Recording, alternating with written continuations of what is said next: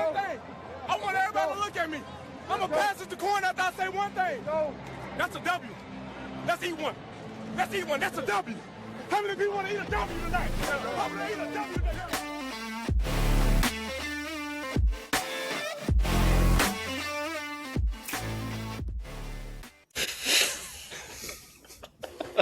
Every time. All right, we're back with the soccer guy, with Brian. What's up, Aaron? What's up, Brian?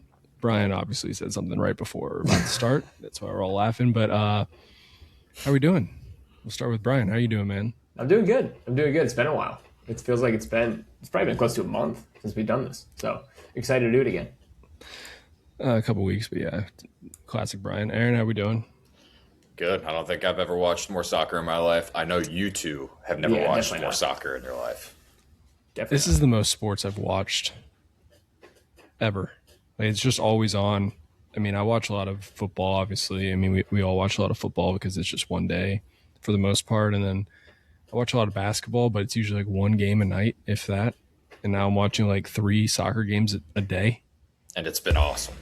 Well, the reason I like it is because it's like you can it's like March Madness but longer. Yeah. Like because there are games on like all day, so you can sit there and just kind of have it on in the background while you're doing stuff like you do with March Madness. But it's been like 3 or 4 games consistently every single day instead of doing like March Madness has like the first 2 days are packed with games. Same with that first weekend. And then after that it kind of gets thin. But this is just like a month straight of games like all day every day with like hardly any blowouts.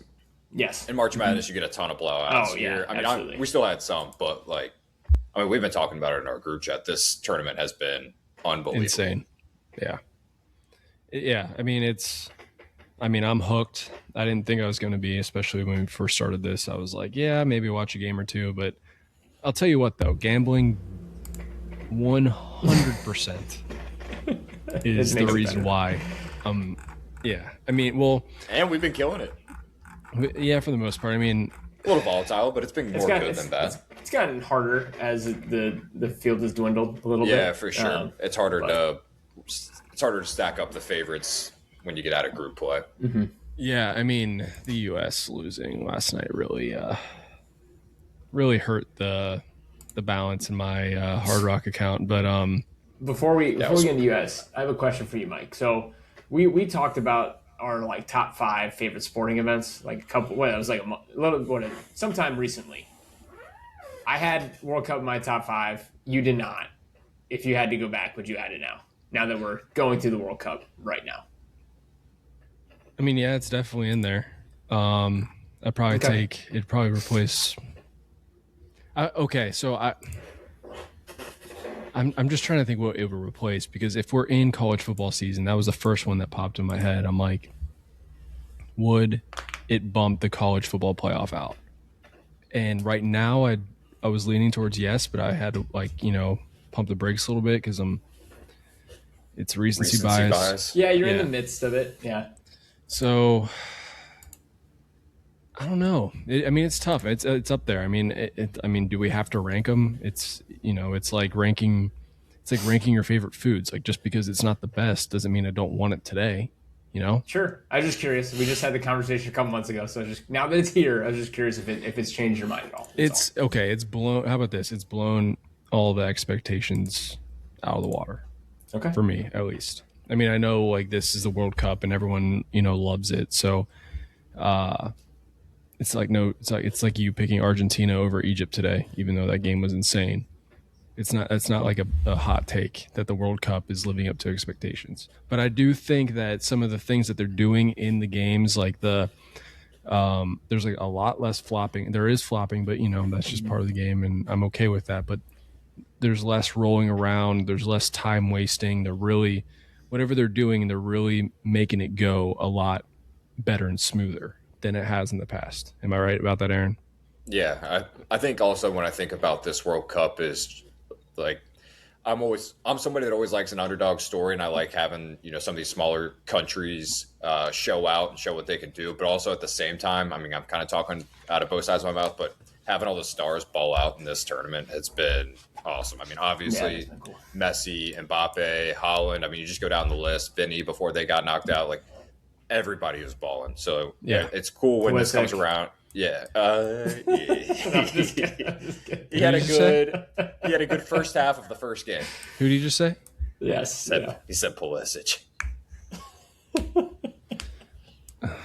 Talk about a derailment. But yeah, when the Stars Yeah. play well, it always makes everything better. It's like when baseball was doing well last year, it's because all the Stars were playing well, and that's usually what runs the game. So, but yeah, do you wanna hop right into this whole USA thing?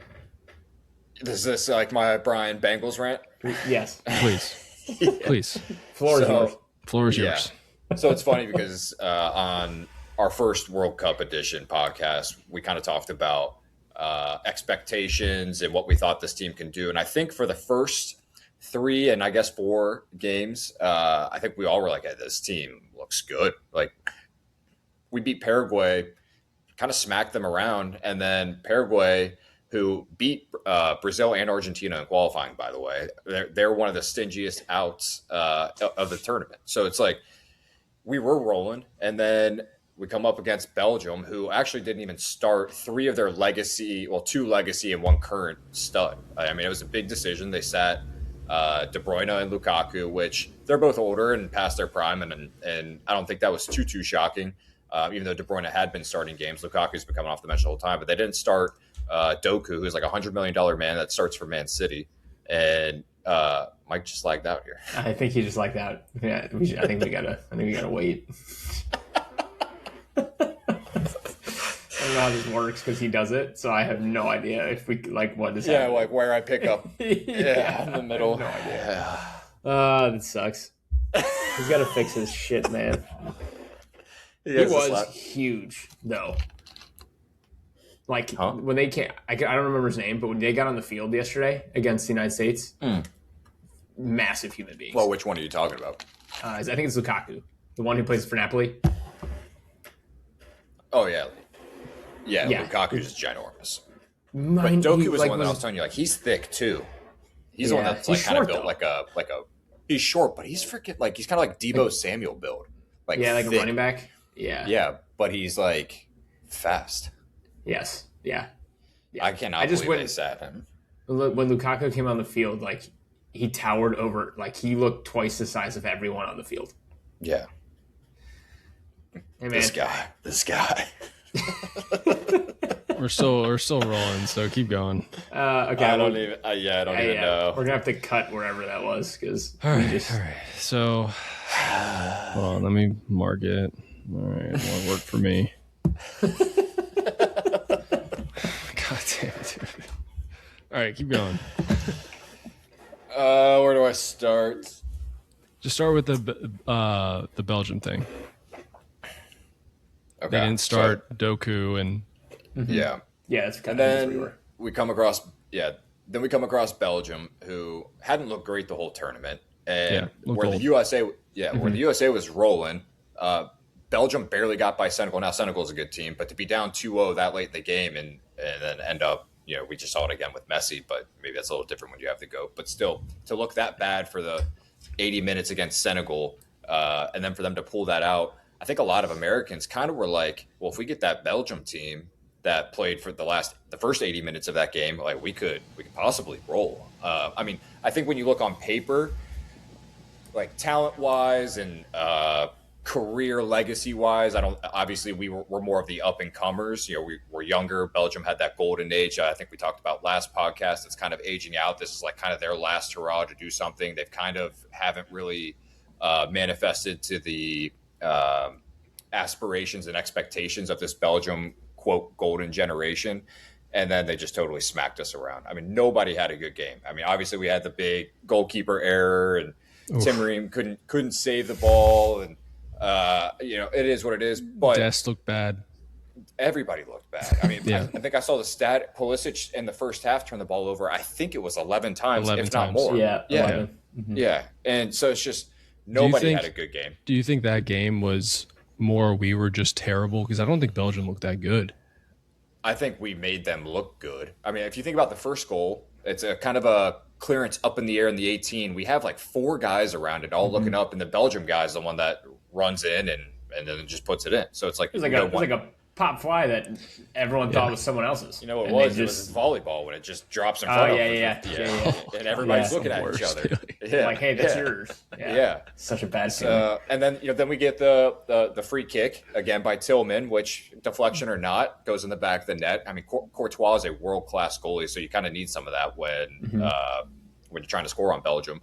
And we get all this momentum, and there's something it's kind of cliche, but it kind of holds true. It's called the rule of 5 in soccer, where the most goals happen in the first 5 minutes of a game, the last 5 minutes of a half, or the first 5 minutes after a goal, because one team's ready to go and the other team's not. Your emotions are varied, and as soon as we score, we get the crowd back in it. We're in Seattle. We got a massive crowd. That stadium's known. Those fans are known to be rocking. And then the life just gets sucked out of it again. And then we give them that third goal, and then the fourth goal is just icing on the cake. And it's frustrating because when we talked about it in the first podcast, you guys asked me, like, what are expectations for this team? And I said this was the bare minimum. To get to this round, we even looked up the odds, and I think it was like -110 or something like that to get to the round of 16. So it's just very frustrating because when you got there, when we had been playing great, we overcame the whole red card thing. We lasted with 10 men against Bosnia, and then we move on. It's just we were riding high, we were flying, we seemed to be in good form, and then it was just legitimately the most, in my opinion, not to be too harsh, embarrassing performance that we could have put out there. I mean, with the amount of eyes on soccer in America, and to go out and do that, I mean, it was pretty embarrassing. Yeah, I mean, Brian kind of said it in our group chat that like right after the game, it was like this. After watching the England-Mexico game, this looked like a completely different sport. Like it just, the level of play just looked like I don't even think Belgium. I don't even think looked good. The U.S. was just so bad. They just, for whatever reason, couldn't get past the Belgium's defense, and then Belgium every time they, there was like the flip of the field. It was like it was 3-on-2 every time. Yeah, we were like, one thing that I noticed, especially in the first half, is it felt, we talked about the Christian Pulisic turnovers, but everybody had a bunch of turnovers. All we were doing was passing it extended outside of the 18, just kind of swinging it from side to side until we turned the ball over. Yeah. It's just like at some point, attack. Yeah, somebody had to have the courage to what we call in soccer, and I get one of the hardest things to do in soccer is to, not that Belgium was parking the bus by any means, but when you force a team back like that, they're now in what's called a low block. And that's one of the hardest things in soccer to defend or to attack, because you have probably 10 guys at the top of the D and lower. And to break that down, it's hard, but somebody has to have the courage to break a line, to get past the guy. And it's like, Postage, like, you're our guy. Like, you're the one that's the most dangerous. And when you'd get it, he would kind of, look around, and he had a few moments where he tried to take somebody on, but then it just got a little passive and passed around, and we just did that until we turned the ball over, and then they just came right down our throats. So it was like we just kind of fed into it. It did seem like, and again, like this could be, I don't know the ins and outs of soccer. The start of the second half. Yeah, thanks, Mike. I appreciate it. The start of the second half, they did seem more aggressive. I know they made some changes at half. But it seemed like there was some life with the U.S. in the start of that second half, until obviously the one of the worst goals I've ever seen in my entire life let up. The worst. It seemed like there was a little bit of momentum there for a little bit.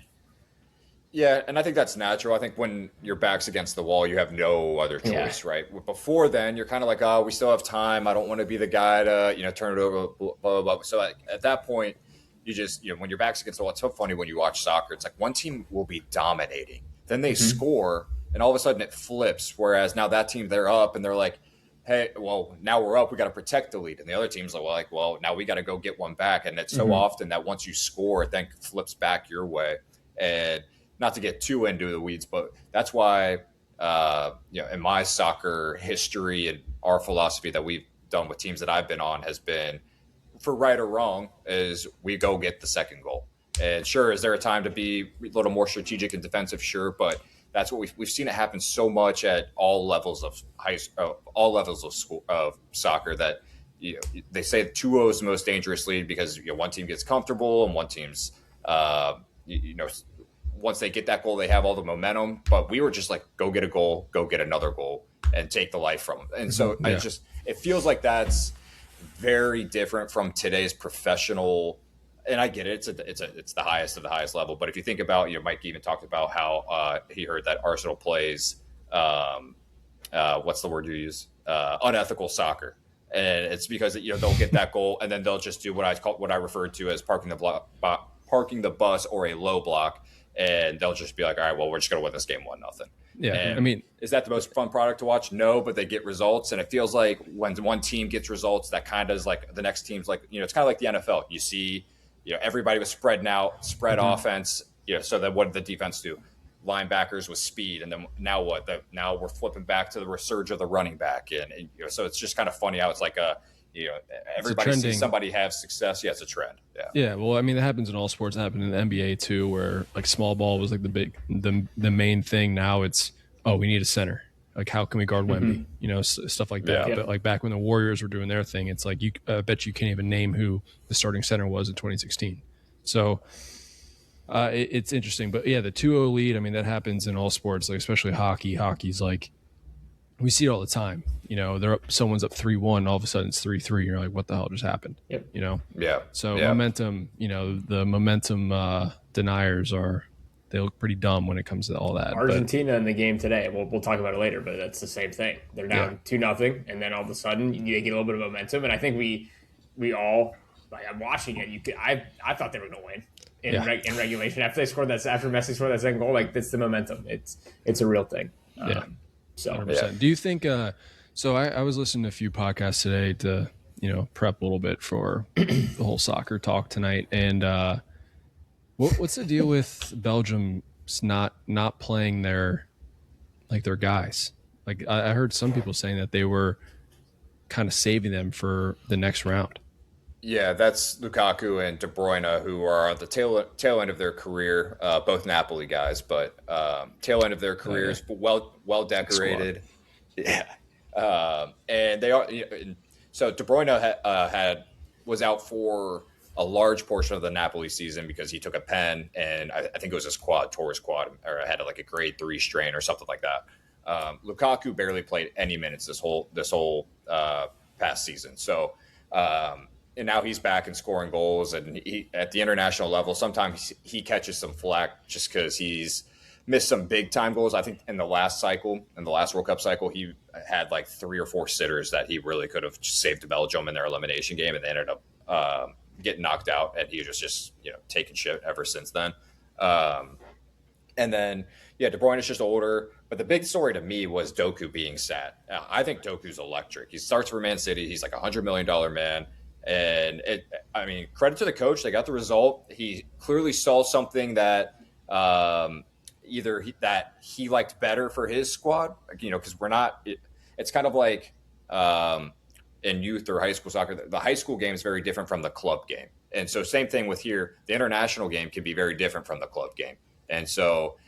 Because these guys are club stars, maybe that doesn't necessarily translate to the system that they're running at Belgium. So either he saw something in his own squad that he wanted to just plug other guys in, or he saw something in the American squad where he was like, this is the way that we go at them. And all 3 ended up getting subbed into the game. De Bruyne did not get subbed into the game, but Lukaku and Doku went in. And the fact that you can bring those guys off the bench is, just talk about a luxury. So you don't think they were like, hey, the U.S. will take care of them and get these guys a rest? I actually don't think that was it at all. I mean, if you think about it, like, we were the betting favorite coming, slight, but we were the betting favorite coming in this game. They did beat us 5-2 in a friendly prior, but. Do you think a little bit of that is they know that people are going to bet on the U.S., so that's what they did? Yeah, I think the sports books could cook especially what we're betting on American sports books. But in a World Cup knockout stage game, I don't think you're playing those games.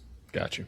Yeah, so had he been starting throughout the previous games? Is this the first game he didn't start? Doku had been starting, and De Bruyne had been starting, and then De Bruyne, I think both had been getting subbed out. I know De Bruyne had been, just because, again, they're older, trying to save their lives. Yeah. Lukaku has been the opposite. He's been on the bench and has been subbing in and has been effective every time he's come in.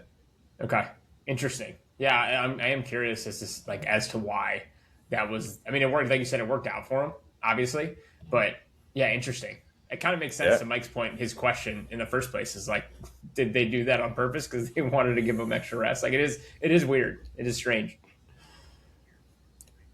Yeah, I'm wondering if just thinking about it, if going into the game, he thought that we're the younger team, the more youthful, at home at Seattle. If I'm the opposite coach, I'm probably thinking this team's going to be going balls to the walls. They're going to be flying, right? And maybe that's not De Bruyne's game. Maybe he would have been suffocated in the middle. Maybe that's what he's thinking. Even though De Bruyne is like the pull the strings type. Like he's not. He doesn't rely on his athleticism. He can put the ball literally wherever he wants it on a dime. Like that's his thing. He is one of the best assist guys I've ever seen. And so maybe that's what he was thinking to combat it. But I mean, we didn't show up. I think whoever they would have started, I think whoever the coach would have picked, the way that we showed up, it would not have mattered. Yeah. And the reason why, I continue to ask is because I don't think the U.S. would. I mean, we didn't really play anyone of merit besides, I mean, if you want to say Bosnia, because they got to the knockout stage. But, we beat Australia, we beat Paraguay, and then we lose to Turkey or Turkey or whatever the fuck they're called. But and they were the favorite to come out of our group. So when we play these better teams, that's why I'm thinking like maybe we just didn't really have the respect. We didn't have anyone to really test us. And then when we did get tested, I understand we sat a lot of our starters against Turkey, but that's just like, it just kind of makes you think. It's like maybe we're not where we all thought we were. Yeah, no, it's fair. I think all criticisms are fair. If you're asking my opinion, I think that the U.S.'s problem is with the personalities that we have. Everybody's over, for the most part, everybody's playing over in European leagues, which has always been the quote unquote goal for the American soccer players. We didn't want all these MLS guys, even though guys like Berhalter showed out in this tournament. But Messi, MLS guy. Yeah.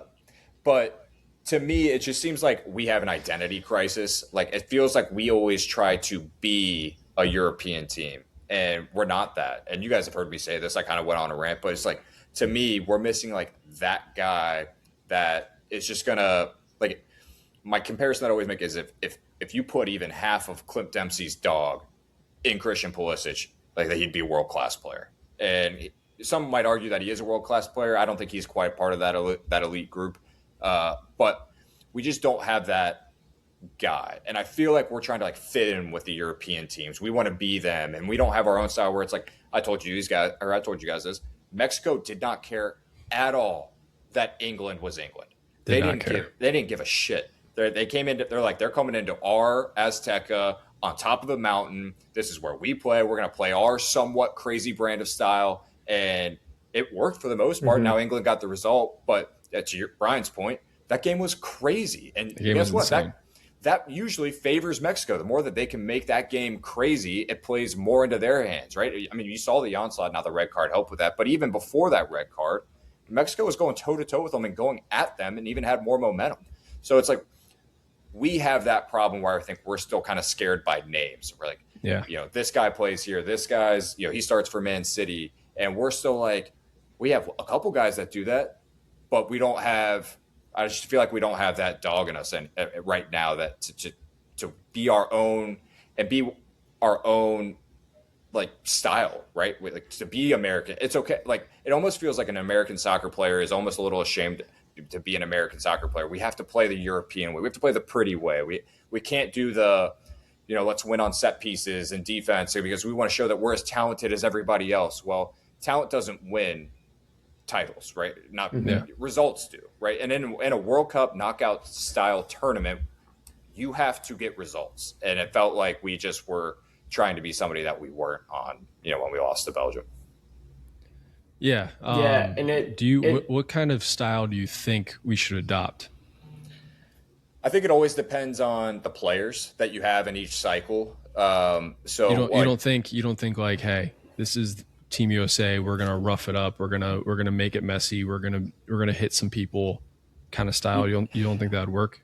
If we have the players for it, yeah. So like I guess what I'm kind of getting at is Mexico kind of has those players that all kind of play that style, right? Yeah. And so that when you isolate one of Mexico's best players and you put them in Europe, historically they haven't been as successful in those European leagues. But when you put 11 of them all together playing in that same type of style, it's effective. And especially with one of the greatest home field advantages in all of sports. So you always want to cater to your talent, in my opinion, whether that's formation, whether that's playing style. But at the end of the day, I think in America, we kind of pride ourselves on, that, especially when it comes to sports, of, that hard work, that gritty mentality. And Blue collar.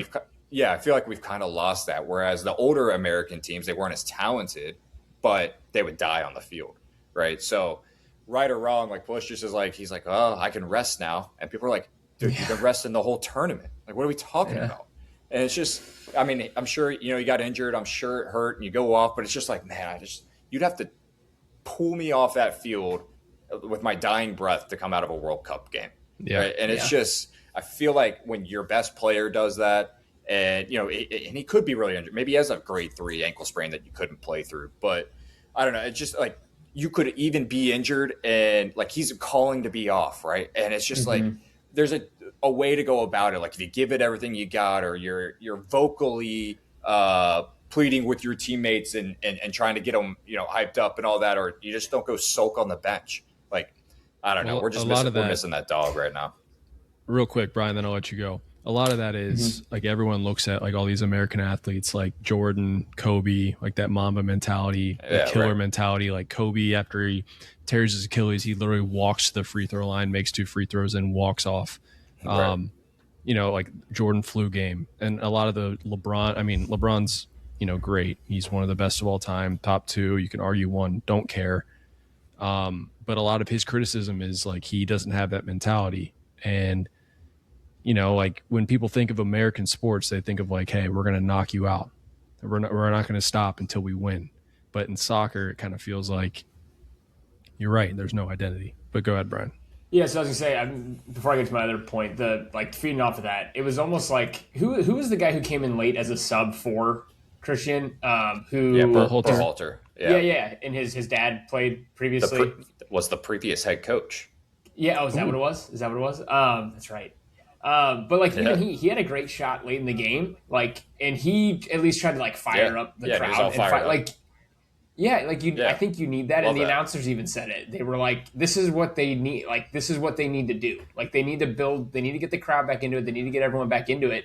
There was none of that throughout the entire, except for that when they scored, obviously for that minute before they let up the second goal.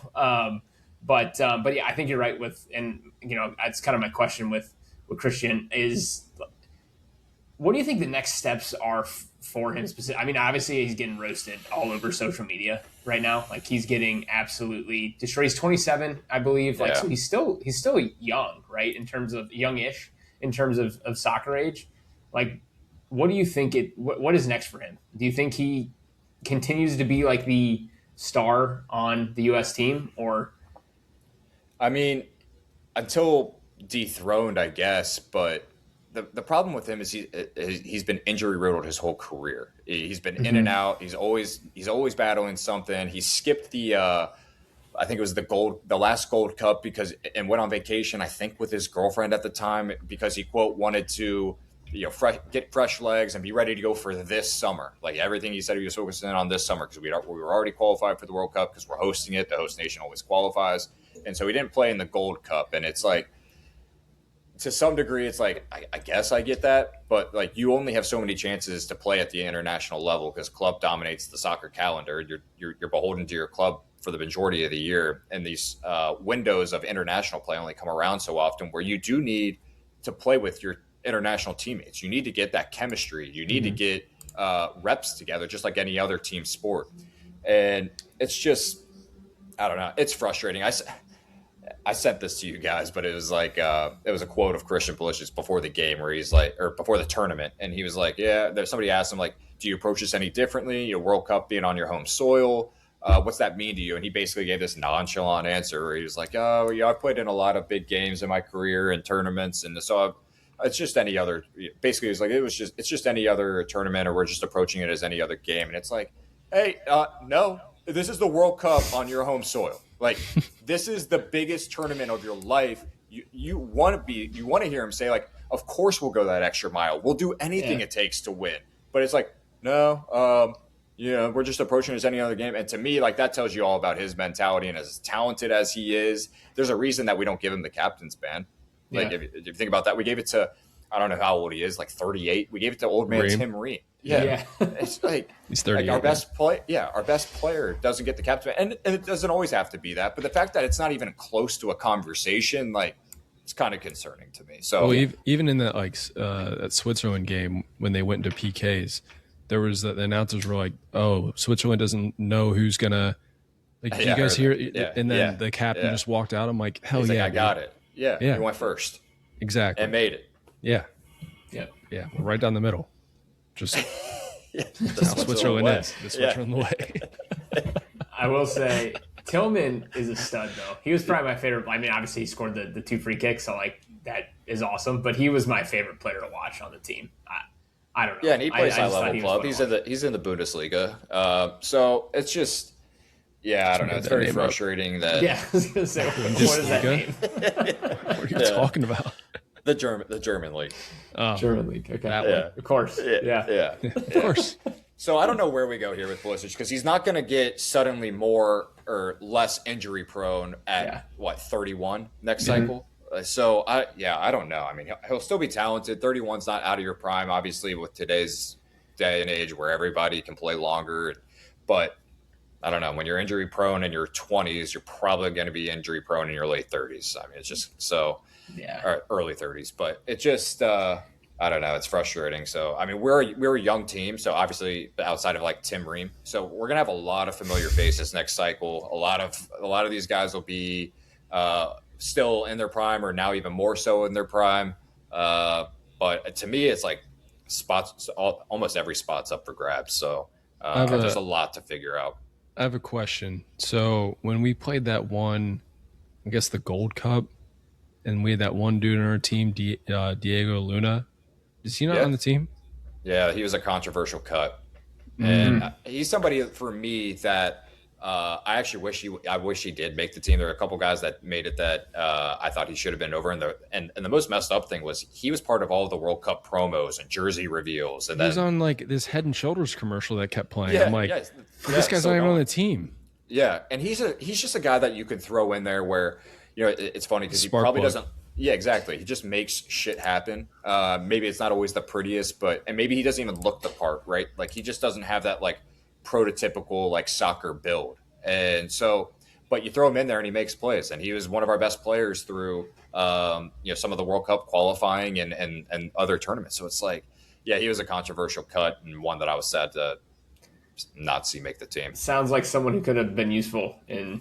That game kind of where I was going with that. Yeah. Somebody that you can just throw in there, which it's like Gio Reyna, we did that, who has played for a lot of big clubs, and he's so talented, and everybody always talks about how talented he is, but like every manager that he's had at the club and international level, this was a big thing last cycle, and apparently his family and the Berhalter family don't get along, and that was a whole drama piece, and he's played at Borussia Dortmund and other places, and he's supposed to be so talented, but all of these managers, whoever manages him, all these head coaches don't play him. Like routinely. So there's something missing there. I can't really put my finger on it because he is pretty electric when he goes in. I mean, he's the one that scored that, what we call Trivela, the outside of the boot shot against Paraguay that kind of put the nail in the coffin there.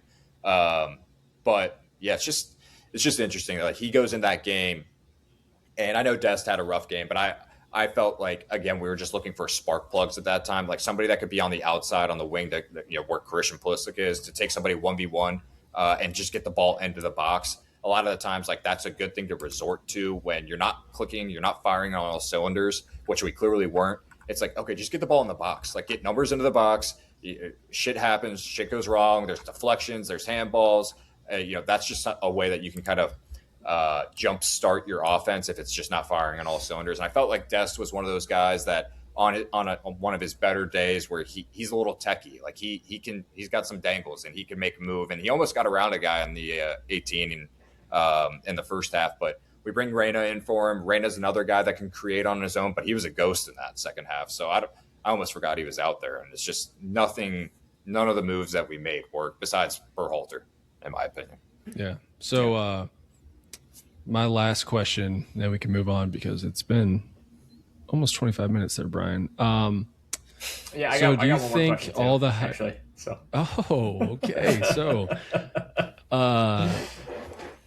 So do you think all the hype that brought us to the, I guess, Sweet 16, where it felt like we were almost to that tipping point where like, hey, we're here, we're a soccer nation now. Do you think we went 3 steps forward until the Belgium game and then 1 step back? Or do you think we could possibly obviously we could possibly learn from this, but it feels like it took a lot of the wind out of the sails for the US in general. yeah, I think it was. before we answer that, mine kind of ties with that. So maybe I'll just lump it in. So it's one question. So kind of going back to what you said about Mexico, England game, and kind of like felt like a different game. If the U.S. tying this in with my question, if the U.S. lost in a similar fashion where they were in the game and they were more aggressive and it was a close game and they played their whatever you want to say their style is, like, would you feel better about the wall? Yeah, 100%. Obviously, feel better. Yeah. But like, how much more of it'd be less of a step back, I guess. Yeah, because right now, with the performance we did put on the field and how that game went, to Mike's analogy, I think it was 3 steps forward, 3 steps back. We're right back where we were. If you look at our last World Cup cycles, it's like, off the top of my head, it's something like eliminated round of 16, eliminated round of 16, did not qualify, eliminated round of 16, eliminated round of 16. So it's like, well, yeah, 3 steps forward because we were looking awesome in that group play and against Bosnia, and then we just get eliminated in round of 16, shitting down our pants against a somewhat European powerhouse. So it's like, yeah, to me, it's the way that it ended. And I know that we said this was the round, this was the minimum to make it to be not labeled a failure. I think with how it fizzled out and how dramatically it fizzled out, I think it was a failure. So if to your point, Brian, if we would have went out there and went toe to toe with them and balled out, and it was just a great game, and they just made one more play or something happened where Belgium won on a foul or a free kick or controversial penalty, but we went toe to toe and it was a 2-2 game or even 0-0. Who cares? As long as we showed out, yeah. I mean, you got to live with the result at the end of the day, but that's just not even close to what happened, though. Yeah, like they looked like they didn't even deserve to be on the field with them. Yeah, it's like, what are we doing? And the announcers were even kind of like watering it down after the game. They were basically like, hey, this is the first time there's been a round of 32. So, yeah, sure, everyone made history by winning that game, winning the first round of the, in the knockout stage. Like, this is where they really needed to show up. So, like, I thought it was interesting to hear the announcers, too, because they all basically said the same thing. Like, they didn't show up. Great, you won your round of 32. Hasn't been a thing before. So, you still made it to the same point you've made it every other time. Yeah, okay, I agree with that. Now, hold on. But now we're going, into the NCAA thing where, like, did Miami of Ohio win an NCAA game? No, I mean, I could say they obviously won, but I'm just saying, to hit the point a little bit harder is like. Yeah, I get you. I know. It felt so deflating, even with what the announcers were saying. Like, it was just super, super deflating after the game. I mean, I woke up this morning, I'm like, man, that just felt like a kick to the stomach. Dude, it was just it's like, man, it's like that Waterboy quote, like, oh, we suck again. Yeah. I sent that yesterday. Yeah. Yeah. I just, I think it hurts worse when you had all the high hopes, right? Anything hurts worse when you have all the high hopes, right? When I just think the fact that we didn't even put up a fight is the most deflating part. Yeah. And the most embarrassing part. And then you see, like, countries like Cape Verde do what they did with Argentina, and you're like, wow, they're here. Yeah. Yeah. Like, if we lost a game like that, I guess that's kind of what Brian was getting at. Like, heads held high. We gave it our all, like, left all the blood, sweat, and tears out there. Like, it is what it is. But, yeah, this is way worse. It would also build momentum for the next one. Like, it feels like you're just on a sour. I know it's 4 years away, so it's, like, hard to build momentum that far away. But you would have it to look back on of, like, we went toe-to-toe with whoever. And now it's, like, added pressure builds even the next World Cup. So I don't know, it was a really shitty way to go out. Yeah All right, well, anyway, it's been really good other than that. The tournament itself, the hype was cool. It does suck how it ended, but we've had a lot of great games. And what are your, let's see, how should I ask this? What are your Does Norway have a chance? Because they seem like they're now the Cinderella team. Because I think they're like 17-1 right now to win it all. And like, you know, France, who they're like plus 325. Yeah. Spain's like plus 450. You know, all like the powerhouses. But you have Norway and Holland, who's, you know, just balling out, one of the best players in the world, obviously. And so I guess, like, does a guy like Holland, can he put the team on his back? And maybe, I'm not sure how his team ranks with like Messi and Argentina, where like Holland's their Messi, but do you think they can go on a run and possibly win and beat a team like France or Spain? I think any team left at this point has a chance to win. And I think I kind of talked about this in our first episode, where soccer is the cruelest game in the world, right? And I think the variances that can happen in each game in soccer, as opposed to some of the other sports out there, more often than not than other sports, in soccer, the best team doesn't always win. And so when you have a guy like Holland who can put the ball, he won't touch the ball all game. He just trots around, puts a little pressure on their defenders when they have the ball. And then it's kind of like it's in a different way. They're very different builds and very different players. But people talk about how Messi walks around and he's surveying the field and then he just bolts and goes. Well, Holland does somewhat of the same thing, where he's kind of looking around, and then he's arguably the best finisher in the world in the box. So all he needs is 3 touches in a game to put 1 goal in, and then Norway just like we talked about, maybe goes into a low block or just keeps the other team from scoring. Like, when you have somebody like Holland that can put the ball away at any moment, at any time in the game, you got a chance, especially when Norway still has plenty of high-level players. So anybody at this point, I think, can win it. Now, obviously, there's odds for a reason, but they're not some. I know everybody's fallen in love with the Viking row and all of that, but they're not like a true Cinderella, in my opinion. I would label them more as like a dark horse as opposed to a Cinderella. Yeah, that's what I. I'm looking. But I'm looking at the odds. Belgium is plus. Belgium actually has the worst odds. Awesome. According to DraftKings at plus 3,000. Same with Switzerland. Switzerland and Belgium at plus 3,000. So that feels good. Is Norway next after them or Colombia? Or sorry, Morocco. Colombia just lost. My bad. Yeah. Well, Morocco is plus 2,800. Yeah, and then Norway's plus 1,500.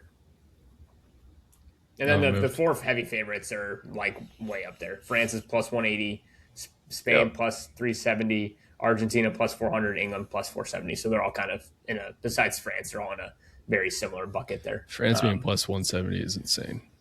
Yeah, it's nuts. I have futures on them. It had a boost on it, but I have a futures on them that I put on the tournament, which is not it's not a claim to fame because they were obviously the second betting favorite in. But the fact that their odds are plus 180 now, and I know the tournament's advanced and we're in the knockout rounds, but I think I got them at like plus 650, so that'll work. There's something on Hard Rock where they have like all those, they have all those like pre-made bets. Like they go like, if you press like the World Cup, it'll give you like a bunch of different World Cup bets.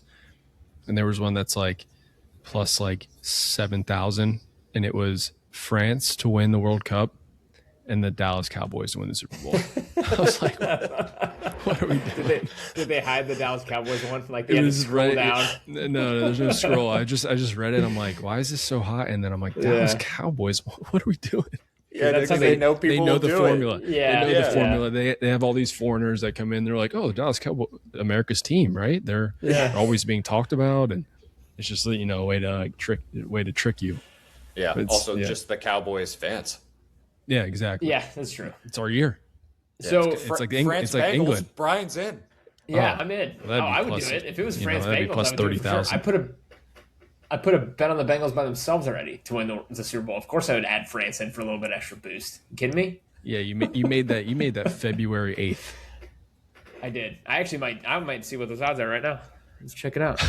now that we're here, now that it's brought up, I might as well check. Oh yeah, I gotta check Bengals odds now. I'm gonna check this based on those odds there, and obviously I know you have a feature on France, and then I know we in our original one we did you had Argentina as your other who you chose to win.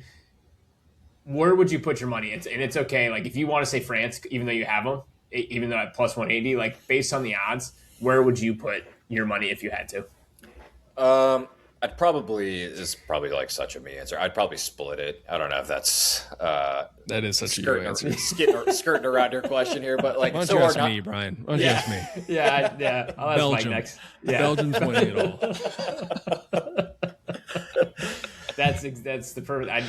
I would expect no other answer from Mike. Worst odds possible. Hey man, I hit it plus 5,000 out of nowhere the other day, and Yeah, that was did. incredible. hitting buttons. Yeah. It's kind of But, what I I've been mean, doing. All right, well, go ahead, Aaron. Sorry. France looks so dominant. Like they look Yeah. so good. Their attack, they're so complete from front to back. Yeah, They've been in third gear. Sorry, they've been in third gear this whole tournament. Yeah. Yeah, they had one bad first half of the first game, and ever since then they've been rolling. And they're just, I mean, they could put up 5 goals in the blink of an eye. You have Mbappe, who probably on everybody's best day. I know Messi's the GOAT. On everybody's best day currently, Mbappe is probably the best player in the world, whether he wins the Ballon d'Or or not. Then you have Dembele, who did just win the Ballon d'Or, but like I said, they're so complete from front to back that they don't really have a weakness. They're young, they're in their prime, so I would have to put something on them because I just believe in them that much. Yeah. And I'm not even a France fan by any stretch of the imagination. I just think they're that good.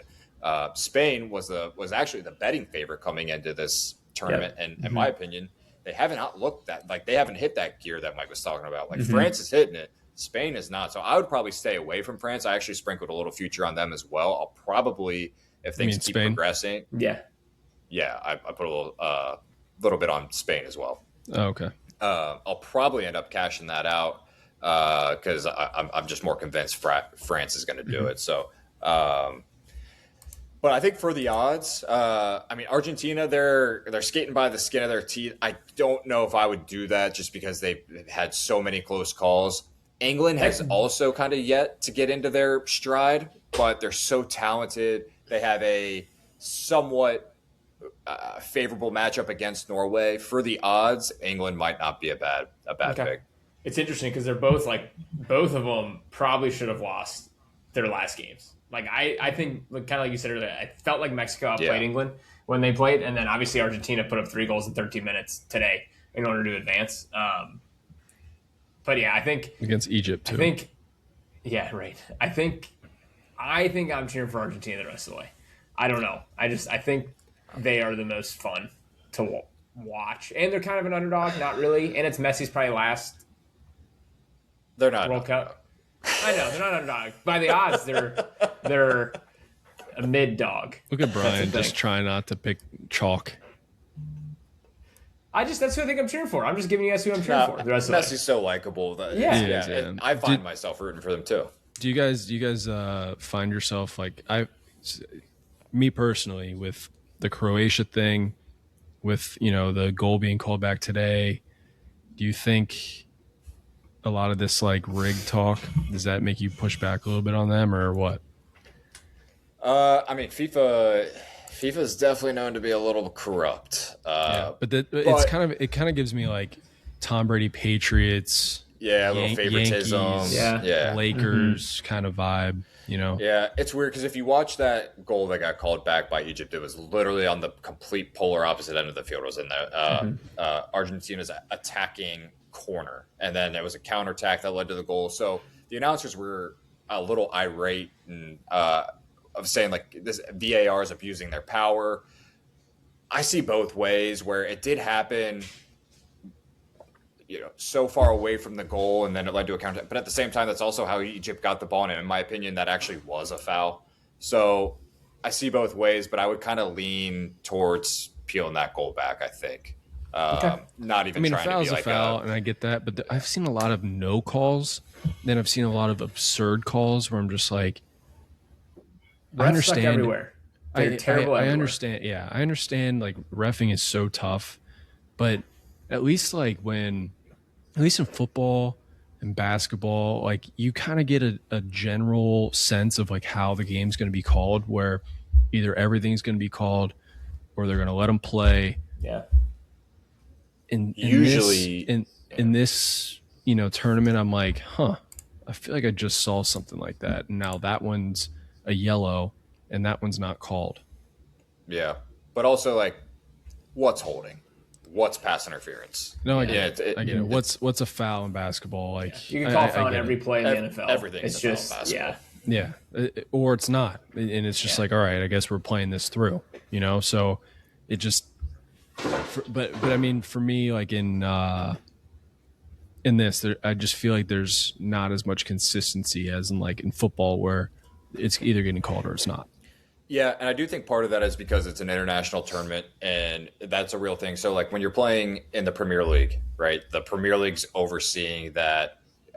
They have a governing body that oversees it, and all they have a mandate, and FIFA does too. But you're pulling these refs that ref in different leagues that are used to different styles and different levels of physicality. So I think, especially in this tournament, it definitely that's definitely something that, to your point, there is a lack of consistency because you're pulling people all over. I'm not saying between different games. I'm saying within one game, it seems pretty inconsistent.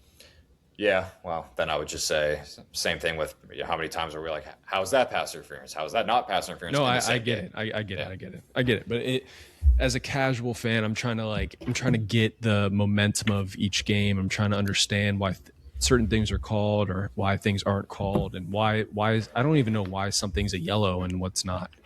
I'm like, oh, that's a yellow. Why? And they show the replay. I'm like, that just happened over here and it wasn't a yellow. I just don't understand. Is a yellow like, hey, this is a warning. If you do this again, it's a red. You keep doing this, or is it this one's egregious, so it's a yellow? I just don't understand. It's kind of a little bit of both, actually. So there's a little nuance to the yellow and the red card, and it obviously comes down to a lot of gray area in soccer because like we have the clock running through hydration. I was gonna say, I know that was gonna be my next comment. Was like, can we fix the clock? Like not even the clock. It's just like no one ever knows what's going on. It's like that one what's Nate Bargatze thing. It's like nobody knows. Yeah. Can we fix that? Like, it'd be easy. You could just stop the clock. We have the technology, like it's super easy, and everyone will know how much time's left. It's just, I do think soccer, and I've told you guys know my thoughts on refs. I don't like refs, but I do try to sympathize a little bit, even though when I played, I'd never sympathize with the ref. But, I'm with you. It's so hard for one guy. I'm not even counting their ARs that are on the sideline and the fourth official that does the clock and the subs and all that.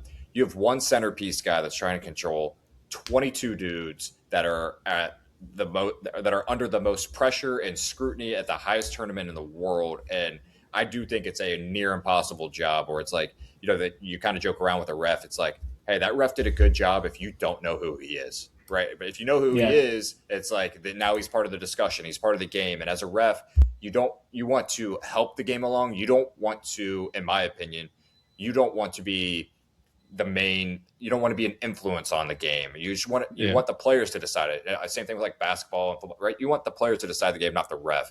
But I do think it is a really hard job for one guy. Like, think about it. When there's a foul, how many guys go running right to that ref? Like 7, and they're all yelling. The ref's always like, hey. And like, I don't blame them. It's like, get away from it. Like, there's review and everything. I was in the ref's ear the whole time. Yeah, and so it's just. I do think these refs in these tournaments, and even just the high-level Premier League, Serie A, all that, they have a tough job. It's so hard for one guy to try to control.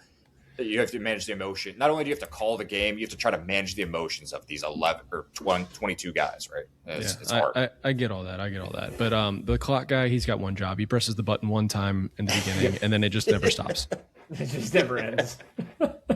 So he's got to put the subs in. He's got to hit the right number for the subs. If AI is going to take anyone's job, it's his. Yeah, that's the first one. Why during hydration breaks does it continue to run?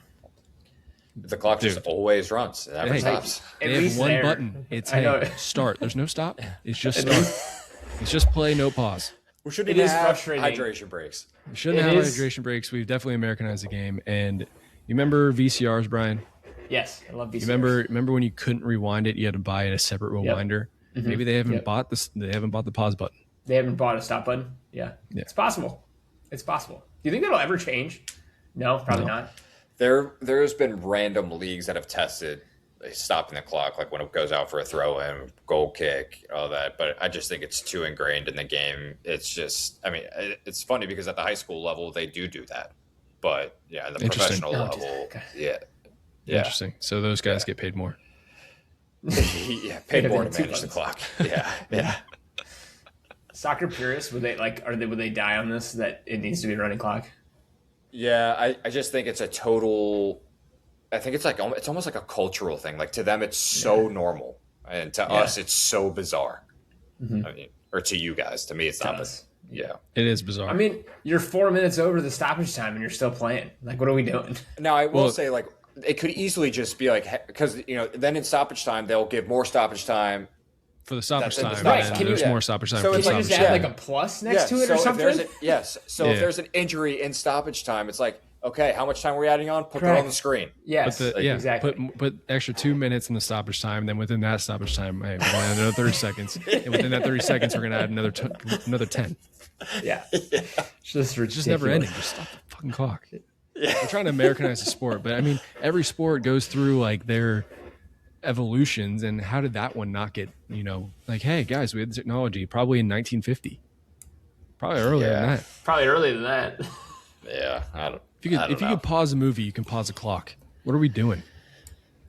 Yeah, I agree, but it is what it is, and it's kind of a staple of the game now. But yeah, I think an easy middle ground is, if you're adding more stoppage time, put it on there, because otherwise you have all the players on the sidelines going nuts. You have the head coach going nuts. You have the stands going nuts, and the rest are like, we got 2 more minutes left. Like, what is everybody? He's the only one that knows. Yeah, it's ridiculous. Will he tell people? Will he tell players, "Hey, you have 2 more minutes"? Yeah. He'll like throw fingers up or whatever. But like, it doesn't matter, because the players are going to be like, we're 2 minutes past 6, and if he was planning on 3 more, like they're just trying to influence it. So it makes games hectic, which maybe then makes it a little more entertaining. I don't know. Yeah. Yeah. It is always funny. I find myself like trying to be like a voice of reason on stuff, and then I'm like, I guess that makes sense. I guess it's just, this is the game, how this game works. Just like how when you complain about basketball, it's like, that's just the game. Like, maybe you just don't like this game. Yeah. This game now. The new game, the modern game. It's always been like that. I'll send you clips. I send them to Brian all the time. When everyone is complaining about SGA, I was like, Kobe did this shit. Dwayne Wade does this. Dwayne Wade had 26 free throws in Game 6 in the finals in 2006. So what are we talking about? Yeah. Anyway, Jaylen Brown to the Sixers, huh? Crazy. Horrible trade. All right, so who are we rooting for the rest of the way? Like, besides just storylines without bets. Argentina for me. I already said it. I'll just go first since I already said it. I think I even said it in our when we did our first show. That's kind of who, if obviously United States, but I like Messi. I think he's a likable guy. Like, I'm really, like, I was cheering for them when they were losing today. Yes, I had some money on them, but at the same time, like, I wanted them to win and I wanted to keep watching them play. So I would go Argentina. I think Norway's kind of fun too, though. I know we talked about them a little bit. Like, I think that's just a fun story. So those are the two that I'm probably looking at. And again, it's hard to cheer for, like, without having a dog in the fight. Like, it's hard to cheer for France when they're plus 170. Sure. Like, it's just not as much fun. So and it's those are the two I'll go too, with. so yeah. Yeah, I agree with Brian. I mean, it's so hard not to root for Messi. He's just, like Brian said, he's so likable. And I think the other part of it, too, is, like, when you watch that game, any of their games, and you look at the stands and how it's, like, almost a religion to them. Like, Argentine soccer, to that, it's like a religion. They're all chanting and jumping around. And, so it's Argentine, it's not Argentinian? I'm not positive. I heard the announcer this, I don't know what her name was, but she kept saying Argentine, and I'm like, I don't really love that. Anyway, keep going. I'm sorry. It's okay. So I just think the whole atmosphere that they bring, you're bringing the GOAT. They're the current world champs. Not only are they the current world champs, but they're especially their best player, Messi. They're so likable. And then, like I said, just the aura and the passion that they bring. It's we just don't see that as often. Like, sorry, Brian, you go to a Bengals game, it's not. There's more complaining, and everybody's mad about Zach. Everybody's mad at Zach Taylor and why you do this. It's like they're there for a good time. They're all there just hanging out, and they're like pleading, like they go to the stands and they're like legitimately praying, like, for their team to win. Yeah. And I don't know, it's just a different vibe. But in NFL terms, it'd be like the Bengals versus like the Packers fans. Yeah, times 10. It's just Yeah, at least to me, I'm it's just a yeah. I'm just saying because like culturally, like all Green Bay has is the Packers. You know, like they have the bad weather, they have nothing else, and then at least there's something to do in Cincinnati, yeah. even though Brian doesn't even live there. He's got a little Mike, piece. who are you cheering for? He's got a little piece of Cincinnati behind him. I do. Mike, who are you cheering for?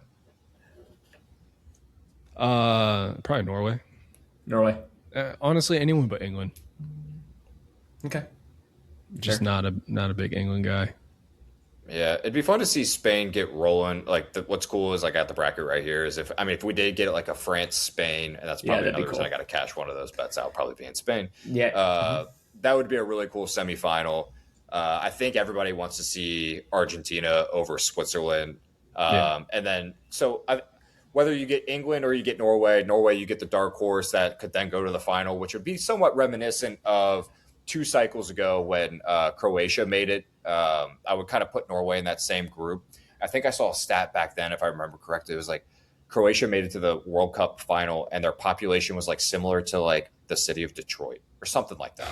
That's crazy. And That's insane. I'd have to relook that up. But the point being is like a country with that much of a population making it to the World Cup final. I don't know what Norway's is, but regardless, they feel like a dark horse to everybody. So Argentina in the semis against either a traditional powerhouse in England, or a dark horse in Norway, versus on the other side, if you had France and Spain, I think that would be, of those Final Four spots, having those 5 teams would be pretty cool. Yeah. It's crazy that Norway is plus 300 and France, Norway is plus 300 just to beat England, and France is plus 170 to win it all. And they have to play Spain if they win. Yeah. Most likely. They probably have to go through Spain. So that's crazy when you think about it that way. I mean, they're that good. Insane. Yeah. Yeah. Yeah. Well, I did do Bengals in France, so plus 57.80. Just a little boost on there, right? Yeah, why not? It went from plus 170 to plus 57.80. Wait, hold on. What?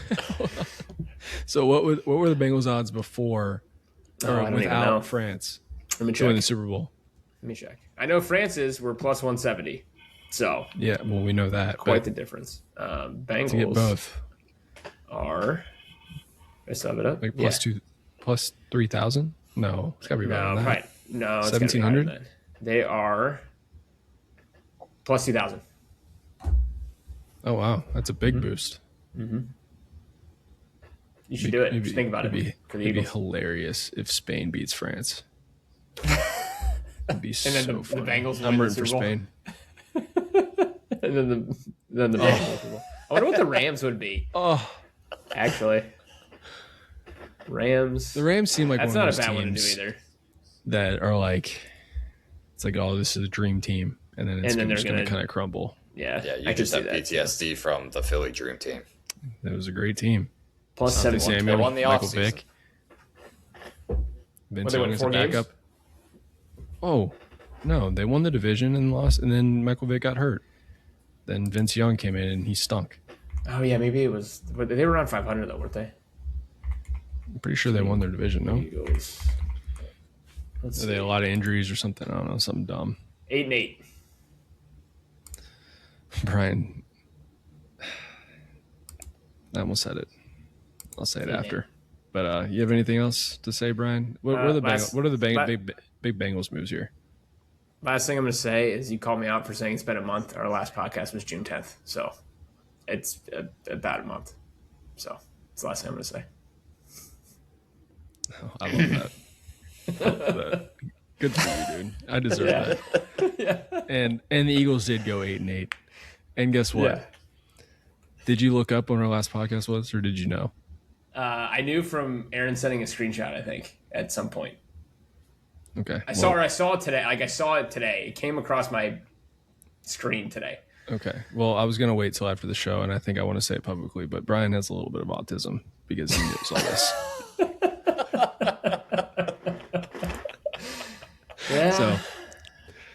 Anyway, thank you, Aaron, for coming on. Yeah, thanks, Aaron. Maybe you'll be on to recap everything, but football. It's football season. Yeah, it's here. It is American football season because it's still football. It's not soccer. Preseason starts a month from yesterday. Aaron, do you want to say it this time? I'm good. Yeah. All right. Follow us at Driving Athlete Pod on everything. You know, YouTube, TikTok, Instagram, at Athlete Pod on X for some reason. But yeah, go Norway. Oh, shit.